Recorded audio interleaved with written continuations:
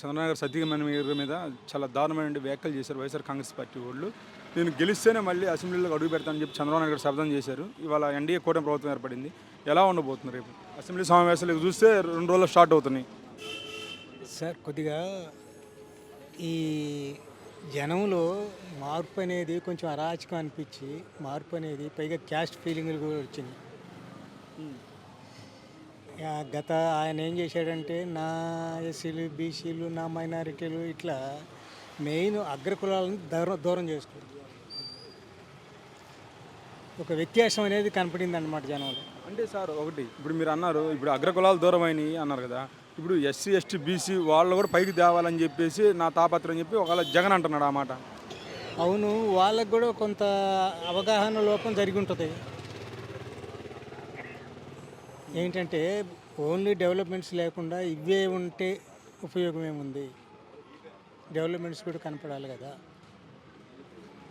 ఇప్పుడు ఎలా ఉండబోతుంది సార్ ఈ కూటమి ప్రభుత్వంలో అసలు డెవలప్మెంట్స్? ఇప్పుడు అటు చూస్తే రాష్ట్ర బడ్జెట్ తక్కువగా ఉంది, ఖజానా లోట్లో ఉంది. ఎలా ఉండబోతుంది రేపు డెవలప్మెంట్స్?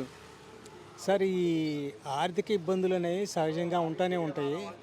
వాళ్ళ ఆర్థిక ఇబ్బందుల్ని ఏ డిపార్ట్మెంట్కి ఎట్లా సెర్చ్ చేసుకోవాలా ఏంటి అనే భావంలో సెర్చ్ చేసుకుంటూ పరిపాలనా విధానం బాగుంటే జనంలో ఒక మంచి పేరు వస్తుంది.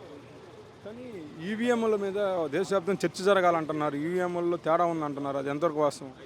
అది అంతర్గతంగా క్షుణ్ణంగా ఆలోచించే వాళ్ళకైతేనే తెలుస్తుంది, కానీ మా బోటి వాళ్ళకేం తెలుస్తుంది.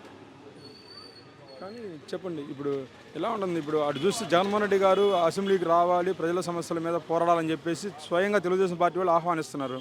జగన్మోహన్ రెడ్డి గారు చూస్తే అటు చూస్తే ప్రతిపక్ష హోదా కూడా లేదు, 11 మంది ఎమ్మెల్యేలు ఉన్నారు. అసెంబ్లీకి వెళ్తారంటారు జగన్మోహన్ రెడ్డి గారు?